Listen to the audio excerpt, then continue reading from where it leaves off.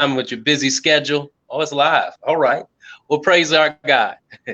Hello, this is Pastor Harris, the pastor of Everlasting Life Church here in Hendersonville, Tennessee, the host of Lifeline Conversations. And today on Lifeline Conversation, our program segment is entitled "Being Creative in the Pandemic: Entrepreneurs." And we have Chin, the Millionaire barber, on here today. And Chin, could you introduce to the public who you are? Briefly give us a small, to our listening audience, a small introduction who you are. Well, most people know me as Chin. A lot of people know me because I went to federal prison when I was 21 years old. That was back in 1993. Got out of federal prison with no money, no job, no driver's license, bad credit, 20-hour bus ride home from prison. My mom picked me up. I gave her a letter, told her what I was going to achieve, and lived at a halfway house for about a year, sleeping on the cot, and couldn't find a job. Went everywhere looking for jobs, fast food places, everywhere you could imagine, but no one would hire me. So they were going to send me back to prison because I couldn't find a job. But I had a barber license, and I was cutting everybody's hair at the federal halfway house for free or whatever they would give me. And I enrolled back in college. They gave me financial aid. And 3 days before they were going to send me back to prison, they had a beauty salon on campus. And I walked in there, told them my story, and the lady gave me a job. And wow, that's what most people know me from. Wow, that's a testimony. That's very powerful how you turned your, tragedy into triumph. My God, I mean, that's very powerful. Remind me of the Just Mercy kind of. There's so much came in my mind when you told me your testimony, and you definitely was a test, and you overcame that test, and you used your God-given talent and turned it into a blessing instead of living in regret. Praise our God, and then you start being resourceful, and so. But you used your creativity actually in so many ways. I mean, we know you had the barber college, praise our God, and then now you're doing something different. But let me just go over some questions I want to ask you tonight. Just briefly describe us. You kind of said it all yourself, but just give us a description of yourself to our listening audience. Just giving back, helping people. Since I've been an underdog, been mistreated or whatever, being an ex-convict, convicted felon, a lot of times you're at the bottom and people give up on you. So I always like to help people, lend a helping hand. That's powerful. That's powerful. And you did. I think I talked to you one time in this area, and you told me you started a new business and a new idea. How did you come up with the idea or your concept for your business, your idea that you do now? Well, I saw other people doing it in other industries, and so I just applied it to the beauty industry. Initially, I had started, I guess we remember the VHS tapes, how barber stylists would record themselves and sell VHS tapes. Then disruption came. You had the DVD, so there was no more VHS tapes. So after the DVD, the digital marketing, online digital courses, academies, that came. But when that came, the majority of the world got stuck, and they didn't transition. And so when disruption happens, if you don't transition, you're going to be left behind. I don't care what business you're in, whether you're a church or whatever it is. And when that disruption came, a lot of people got left behind, just like social media. A lot of older people said, well, I'm not going to get with that social media. What if you didn't get with the social media and you have a business, you got left behind? The taxi driver, well, I'm not going to fall to the Uber. Well, you got left behind. Blockbuster, when Redbox came out and Netflix, Blockbuster, they got left behind. They lost their business. So we have to look for signs and signals. And even if you don't know the signs or signals, if you associate with people that do. So it's always good to associate with people that are smarter than you in certain areas so they can give you information. So I started listening to podcasts, watching videos I joined a group. It was like $49 a month.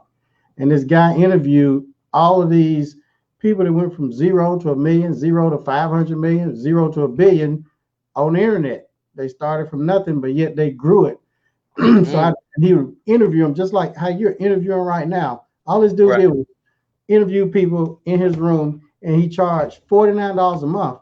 This man had over 5,000 people paying $49 a month. So you're talking about 255,000 he's getting from just sitting here interviewing. So I listened to all those guys, and the concept came, I'm going to apply this to the beauty industry. So that's how that went. Well, that's a blessing, right? And that was your mission. And so the next question is, when did you start your business, or when did you start doing the internet business so that you're doing? How long have you been doing that?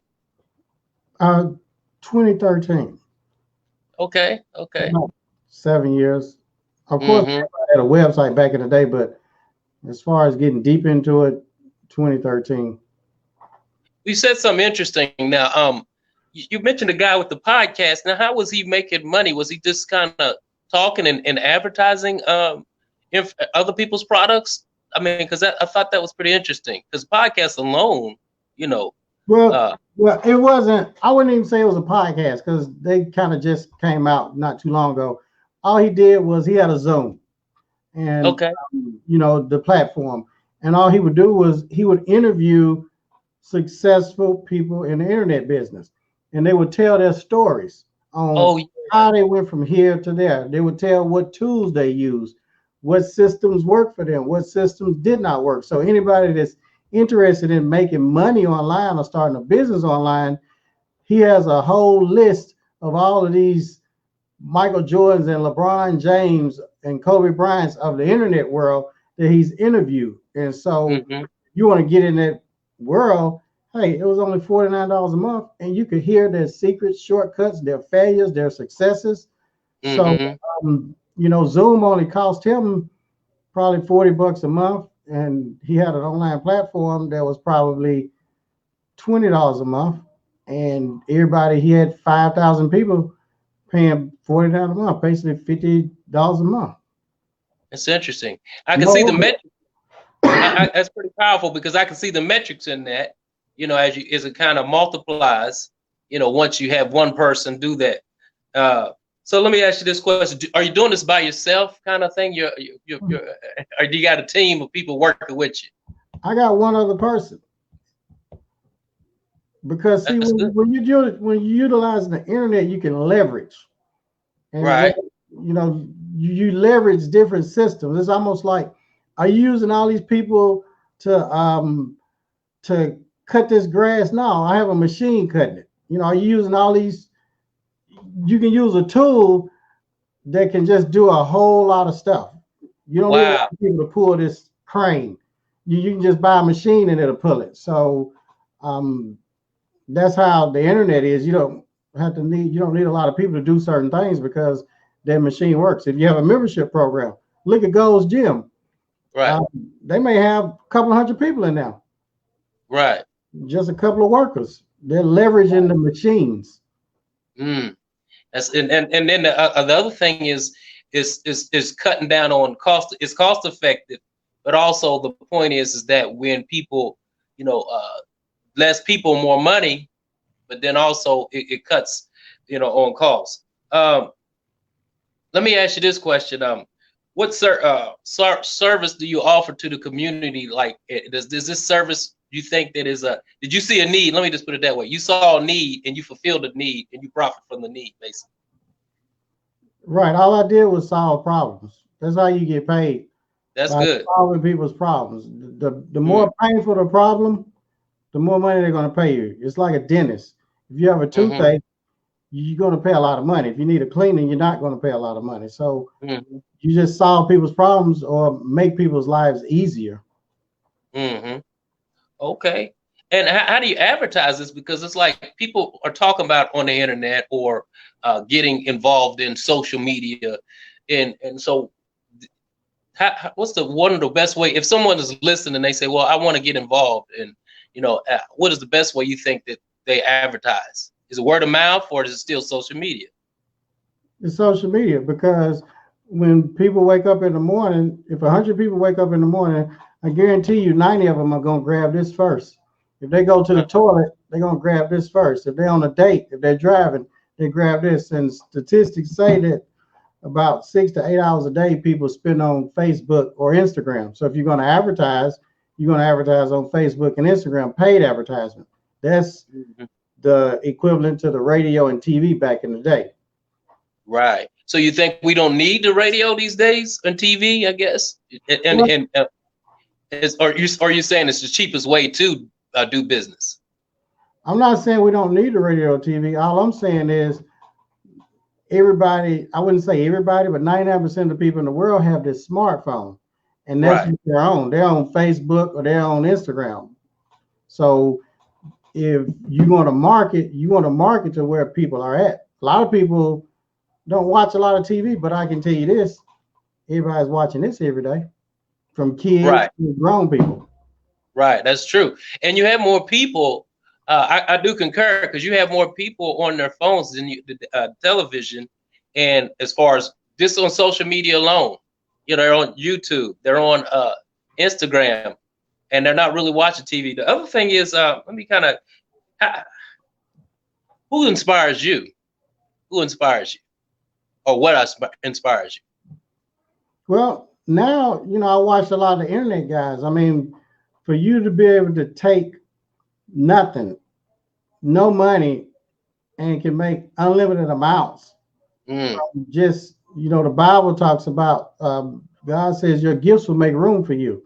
Right. And if you have a gift and people are asking you, how do you do this? All you have to do is take this phone and record it step by step and put it on a free platform. And the next time somebody says, how do you do this? Click that link. And when they click that link, they can pay the $20 or the $100 or whatever. So your mind, there are 4 levels of wealth. The lowest level of wealth is muscle. If you're making money with your muscles, that means you're going to be broke. That's the lowest level of wealth, animalistic. The second level is managing people. If you're managing people, you're probably still going to be broke and tired. It's like McDonald's. You flipping burgers. Okay, fries. You're not making a lot of money, muscle. Then you get a different color hat. You're managing people. You're making a little bit more money, but it's still a lot of problems. The third level is where you can make unlimited amounts of money. Message with your mouth. And if you look at that, a minister, a comedian, a rapper, a singer, an actor, they make money with their mouth. A podcast person, a teacher is making more money with their mouth. And then the fourth level is imagination. If your mind can think of something, a lot of the titans of the world, these rich internet people, they don't know how to do certain things, but their mind thought about it and they had somebody else to do it. Steve Wozniak, I think it was Wozniak or whatever with Apple, he wrote a lot of that stuff. And or with Microsoft, he was like the brains of Bill Gates. He didn't know how to do a lot of stuff. They had Paul Allen and some other people. So if you can think of something and then have somebody else to be the practitioner, use the muscle, you can make money. A lot of things I've done on the internet, I don't know how to do. But that's interesting. Somebody else to do it. I paid them and recorded with this phone and sold the information. If you have information that's worth thousands of dollars, you sell it for $500. An online course, how to teach a dog how to talk, how to bake this cake, how to pray, how to grow a church, whatever it is that people are asking you for, then you record it. That's free. You put it online. You put little snippets on YouTube, Facebook, Instagram, just little nuggets. And then you put the link that they can click to lead them back to the course to purchase it with a credit card or debit card or PayPal. The money goes in your account while you sleep. The $500 sends them a username and password. So now you just made money without exchanging time for money. So 2,000 people give you $500 out of the whole universe. That's $1 million. That's $1 million. That's powerful. So information is powerful if you can find the right tribe or the right people that want that information. So if somebody, so that's pretty powerful. So Chin, is what comes first, imagination or information? well, everybody has a talent, something that they can do because God has Right, given it to them. right. Even if it's not some talent, they may have experience from working on this job, or they may have experience for something they went through. I mean, the first large sum of money that I made after prison was I wrote a book, The Millionaire Ex-Convict, about how I sold cocaine, how my stepfather was he had the largest church here in Nashville at the time, how I went to prison, my sister went to prison. All I did was wrote my story. And that book was $3 to print.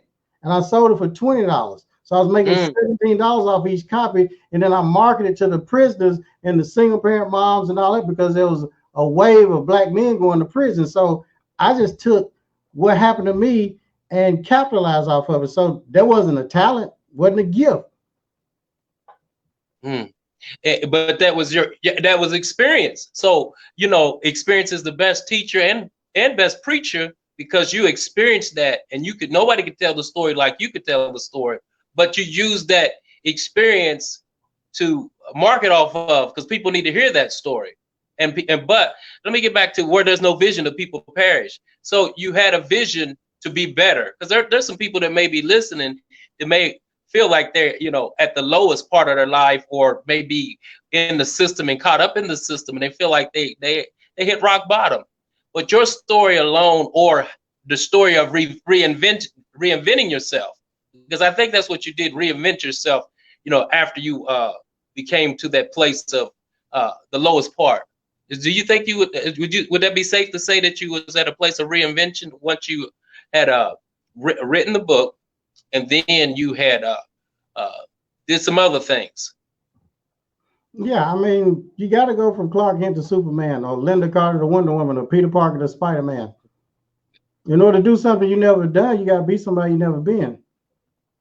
And the entrepreneur, you think that entrepreneurs are ever evolving to be the best entrepreneur? Do you got to continue to reinvent yourself, or do you stay the same? You got to reinvent yourself, because if you stay the same, you're going to get left behind. I mean, look at Apple. Just look at all the people. I mean, you have to continue to reinvent yourself to get better and do new things. I mean, because if not, you get left behind. Because you definitely mentioned that, because we look at actors, they reinvent themselves. We look at everybody in every industry, how that they reinvented themselves, and they're not the same they were 20 years ago, but they continue to evolve. And I see that's your story, that is an ever evolving story. And and so people need to see that and hear that are listening. And let me go to this other question, because how do you advertise your business? What's the best way to advertise?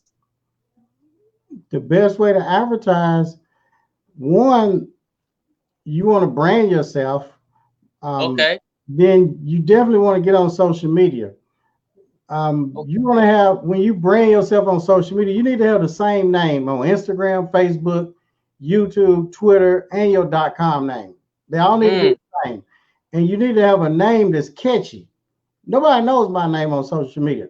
My real name is Uchende Obadike Uwandewani, because my biological dad is Nigerian, my mom's American. I can't have that name on social media. So my social media, my superhero name is Millionaire Barber. On Twitter, right, Instagram, Facebook, YouTube. Where am I going to market? Where's everybody at? You just said it. They're on Instagram and Facebook. So that's where you're going to market. Why would you market somewhere where there is no one? If you know everybody's on their phone every morning, stuck to it, glued to it, and they on Instagram and Facebook, why would you not market there doing paid advertisement where, you know, you're scrolling through your phone and this ad right in front of your face? Why would you not do that? If you're going to market, got something and you want to sell to preachers, ministers, right, you will go on the back door of Facebook and create a paid advertisement. Who you going to make that ad pop up in front of? Right. Preach. Yeah, preach. Now, Minister Jet. when you fill out your Facebook page, don't Facebook ask you your occupation? Uh-huh. And Okay, they do. right. You know why? Because Facebook is in the market of marketing. That's the business that they're in. So when I Right. advertise, if I'm trying to sell something to barbers and stylists, when I go on the back door of Facebook and create that ad, who am I gonna make that ad pop up in front of? Right. Barbers and It's going stylists. exactly. So you can start with a minimum of $5. Uh-huh. Imagine if your ad is popping up in front of thousands of barbers every day or Uh-huh. thousands of ministers every day. It's Mm-hmm. a numbers game, and especially if you're speaking to their problem and pain. Mm. That'll get them to click. See, now you gotta use the correct words, the correct copy. Imagine Right. with like like Viagra. You know why they made billions of dollars? Because they advertise to men. They advertise, well, not just to men, they advertise to men and women. Because Uh-huh. women would be frustrated too. But Right. what got them was, do you suffer from erectile dysfunction? You see how they Mm-hmm. spoke to their problem and pain? Right. See, without that sentence, you're a Domino's pizza? Right. Okay. Do you remember what was wrong with pizza back in the day? It was always cold. It was always late if you ordered from Pizza Hut, Pizza Inn back in the day. Right. Right. Domino's was not in the business of selling pizza. If you Uh-huh. remember their tagline, what was it? Hot, fresh pizza Right. delivered to your doorstep in 30 minutes or less, Right. or it's free. You Right. see how they spoke to people's problem and pain. Right. And it was in the slogan. I think you said it's in the slogan and in the motto. So even from up top, if you want to reach people, you got to reach them with your motto and with your slogan. Is that what you're saying? Yeah, words sell. I mean, you're married, Right. right? Right. Yes. Okay. You had to say the right words to your wife. Exactly. You didn't just have to look handsome like you are, but you had to say the right words too. You're a minister, Mm-hmm. correct? Mm-hmm. If you don't say the right words, members going to be gone. Right, right, Words and it's how you word it. It's the craft. The word is the craft. It is in the way that you craft it. So let me just say this. Like, so when you put in things, information in your as far as like creating to a market, you're putting in these words to reach a certain a genre of people.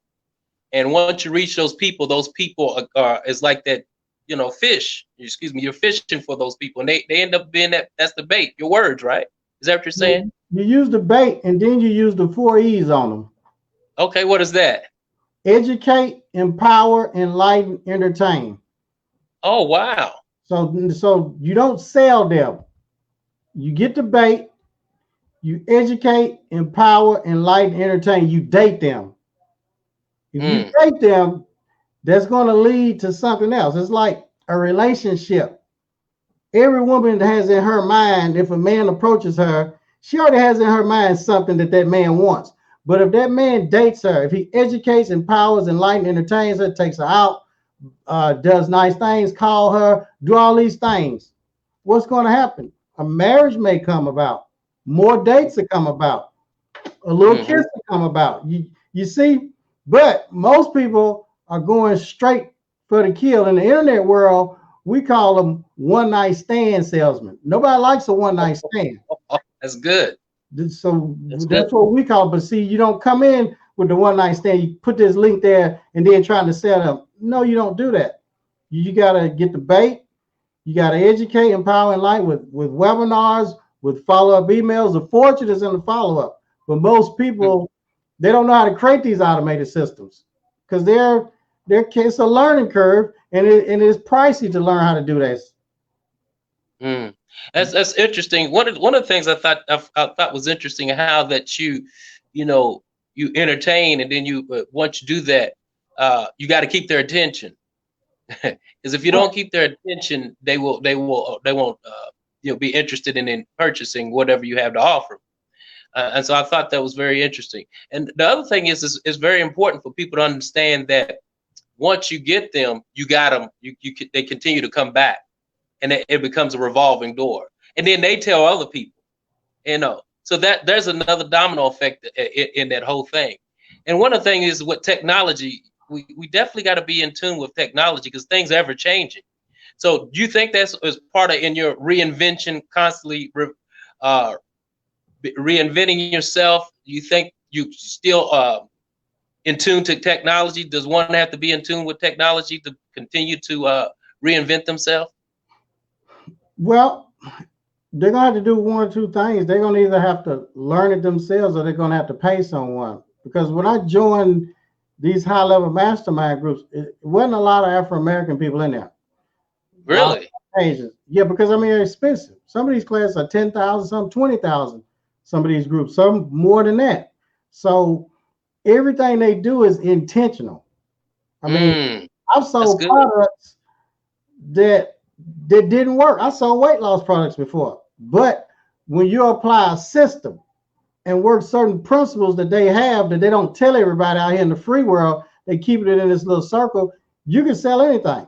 I sold Really? a ton of weight loss products. I knew they didn't work, but when I applied the principles and these systems, see, principles work for everyone. Whether in the Bible, God's principles work for the just and the unjust. Right. So in this internet world, is certain systems and principles.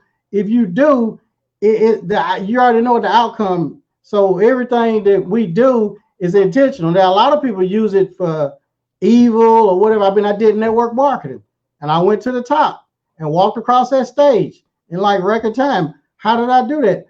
I leveraged some of these internet tools that other people don't know about. So if we go to a fight in a dome and you're a karate expert, a black belt, and he's a gladiator, and he's a professional wrestler, or whatever, and then this lady pulls up in a wheelchair, people are gonna say, "Well, who's gonna win the fight?"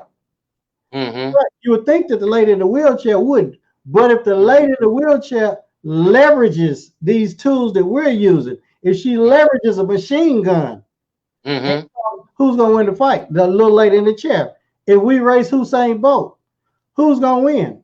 Well, if we leverage a motorcycle, another tool, we will go faster, farther, and use less energy.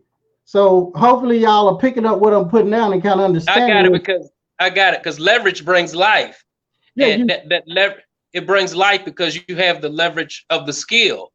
You know, I mean, is it safe to say that your leverage will bring life to you, whether financially or otherwise? Once you have that leverage, then you have the advantage. And so the information that you receive from your mastermind groups or different think tanks, we should turn that into empowerment, economic empowerment, number one, but actually is empowerment to, the Bible said he gives us, power to get wealth. So the other thing is that power, it comes from information and it gives you leverage. So leverage does bring life. I do agree. It's pretty interesting the way that you said that. It gives you an unfair advantage. Now, why would you leverage? People say, well, why would you spend all this money on this course or this mastermind group? Well, you leverage so you can create the lifestyle that you want. So you can take care of your wife, you can retire your mama, you can buy this house, you can live in a nice neighborhood, a nice car, you can give back and help the community. And then once you have the lifestyle, reason why you're leveraging so you can have the lifestyle, and then you can leave a legacy to your kids and your kids' kids, so they don't have to start where you started. That picture you see right there, my family got that oil pig because I broke the generational curse of poverty. That curse that we had, we always lived a day late, a dollar short. We had no money. My mom would cook popcorn and put it in her purse, and we'd go to the movies because she couldn't afford popcorn. So when you leverage certain tools, you can create the lifestyle and then leave this legacy. But a lot of times we won't leverage. We won't invest in these masterminds. We won't invest in these tools. A lot of women spend more money on their head instead of putting stuff in their head. They buy these $300 weaves and wigs and $1,000 weaves and wigs. But okay, have you joined a mastermind? Have you learned how to where you can sell wigs and weaves or sell this product where you can get as many wigs and weaves as you want, or as men? If we took the time and studied and joined these masterminds instead of worrying about how many points LeBron got or how many titles Jordan got, we got to channel our energy and our mindset differently if we want different outcomes. And information is power. So it like he gives us, the Bible said he gives us power to get wealth. So that information becomes that empowerment to get, that's the key word again, leverage. Because leverage is the advantage. And I think that's the difference maker between the advantage and the disadvantage, actually, because they went a step hard, they excelled a step further, or they went a little further, whether it was financially or, put in more time, you know. Now, even on the knowledge, I'm not the smartest person. Mm-hmm. I mean, I scored a 12 on ACT, took it 3 times. So there are a lot of people out there that have more knowledge than me. A whole lot. Now, they got way more knowledge than me. So they should have more power than me, right? Okay. Okay. So imagine if you got a machine gun and all I have is a little revolver. Okay. You got this machine gun, this bazooka, this hand grenade. You have all of this knowledge. Right. So that means you should be more powerful than me, right? Well, in theory. Okay, in theory. But the reason, what's wrong with a lot of these people, they have all of this knowledge. Uh-huh. Even if you just got a little knowledge, if you use what little bit you got, Mm-hmm. that'll be more powerful than somebody that has 10 times more knowledge than you. So a lot of people got all this knowledge, they're not using it. So your applied knowledge is what's going to be important. What are you applying? That's the thing. Right.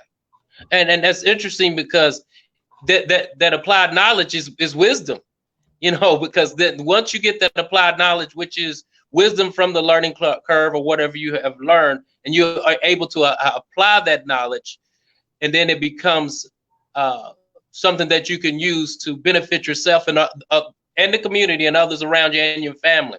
And I think it's very important for our listening audience to understand that when you re-evolve yourself, you have to use the resources. Now, the resources that you get for these different things, can anybody do that? Of course they can do it. But what we're talking about is not on YouTube.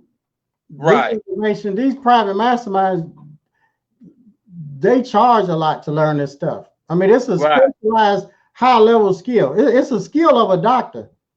I mean, I got them because when I had these businesses, I was paying a lot of money every month when I had my schools for ads and this and that, and to do email automation, paying $5,000 and $6,000 a month. So I said, well, let me learn this myself. So I joined some of the groups and learned, because I'm not a tech person. So I had to break everything down to me. So what I did, I turned around and re-recorded everything and broke it down even more and started doing my own courses. And what they was charging $20,000 for, I started selling it for $1,000. Wow. Right. And then you got the other thing is you got the common man to participate. Well, what I mean is, thousands more affordable than 10,000. So, but I'm just saying, the average person, and that's the same thing that what Bill Gates did with the computer. His idea became for the common person, so everyone can have their own home computer in their house.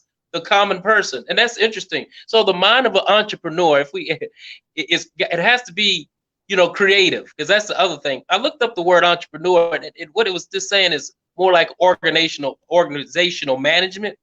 But I think an entrepreneur is a little different than a business owner, because you have to be creative. Would it be safe to say that entrepreneurs has to be creative?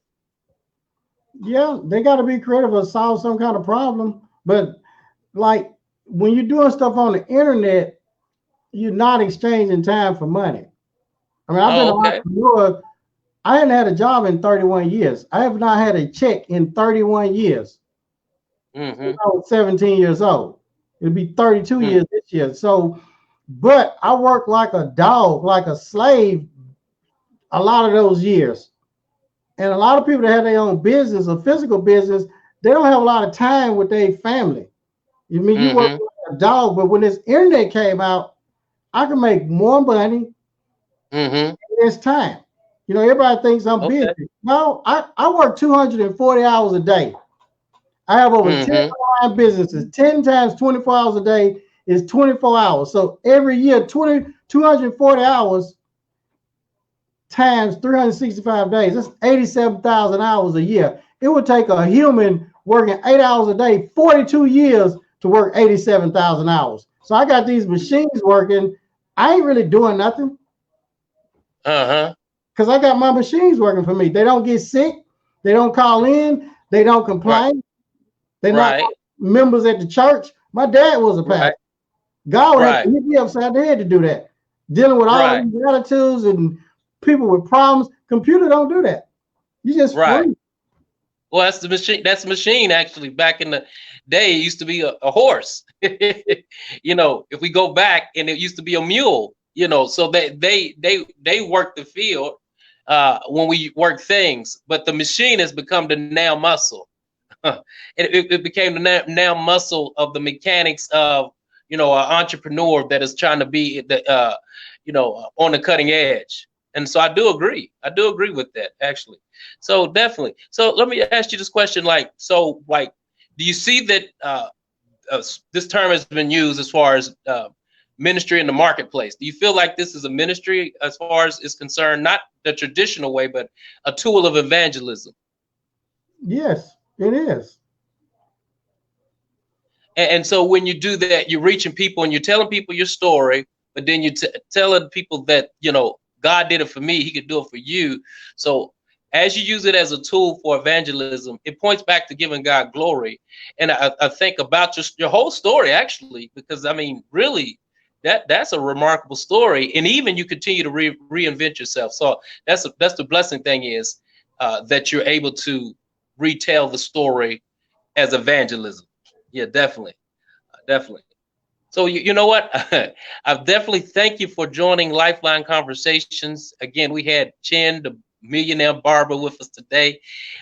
Do you have any final words that you would let our listening audience on Lifeline Conversation? I mean, I definitely could keep on going, but I definitely think that we may have to have you come back with that, because you have a powerful testimony that really, because a lot of people don't really say, well, what was you feeling during those days when you was wanted to give up? Let me just ask you now, what was you kind of feeling on the days you wanted to give up just before you got to now?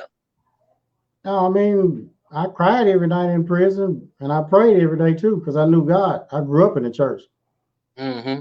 you know, and I knew that the things God did for people in the Bible, I knew if he did it for them, he could do it for me. Mm. And that he's of no respect to person. Even if it was a different dispensation or different time, God is not no respect to person, but he does respect your faith. And so, which got me to this point of faith, because you had enough faith to believe in your God-given talents, that he created you for a purpose. And there may be someone listening to tonight that feel like they don't have a purpose, but then you have rediscovered your purpose from so many years ago, and then you're showing them that, hey, you can get up and live again. And that's a powerful thing. So what's some final words that you have for our listening audience, that you want to share about being a creative in the pandemic, or just being an entrepreneur? Well, I would tell y'all to probably create an online course, do something online, because I mean, the world has changed and transitioned. Even if you have a job, still create an online business. The Garden was fed by 4 different rivers. So when one brook dried up, it was still getting fed by 3 other streams. So what that means is 4 different incomes. So when one income dries up, you should still have 3 others. I mean, the pandemic, okay, it dried one up. Well, you should have 3 other ones if you follow the Bible. So I do something on the internet. The richest man in the world does something on the internet. So that is powerful. So you're saying get involved with what's going on in technology, as far as invest in that and having other sources of income instead of just focusing on one. That's pretty powerful. We definitely want to thank you again for joining Chen, the millionaire barber. Definitely. How can people get in touch with you, or how can they see you? Just look up, put Chen, the millionaire barber, or just millionaire barber? Just look up Millionaire Barber on Instagram, Facebook, YouTube, billionairebarber.com. That's simple. Do you have any courses that you teach for the community that, like, as far as entrepreneur, this is definitely not one of the questions I had, but like community entrepreneur courses that you want to like give to the community? I have courses, everything that I've learned from those guys in the mastermind. I got a lot of different courses where I break stuff down, even on the branding, the marketing, stuff that I've spent probably 60, 70,000 over the years. I have one course that I put all that stuff in there. A person can literally take that course and get rich. That course is $1,000, and I spent a lot of money and a lot of hours studying, and I've applied that course to all my online stuff. And that's your creation. Yeah, it's everything I learned in the mastermind. I broke it down in my own terms. So if somebody don't know nothing about the internet, they don't know nothing about creating a website or creating an online business, if they don't know any of that, I'm putting all the secrets out, putting everything. Right. Now, if they want to sell something for 10 or 20,000 online, I'm breaking down the formula and the system on how it's done, how to get inside people's brains, what to say, what not to say, all the way down to the colors. There's a reason why Amazon is gold and black. Jeff Bezos did studies with the human. They click on that button, those colors, colors mean something. You don't see reds in church. Why? When you see reds, it signifies what? Hell. I guess blue, right. Okay. Signify heaven, honesty, integrity. So I break all that stuff down, stuff that people don't even know and that they don't think about. So that's a powerful course right there. Okay. Well, definitely, we again, thank you for joining Lifeline Conversations, and our Lifeline PowerPoint to leave is, you know what? Recreate you with the help of God, with will and grace. Have a will to do it, and by the grace of God, you can do all things through Christ. God bless you. Thanks for joining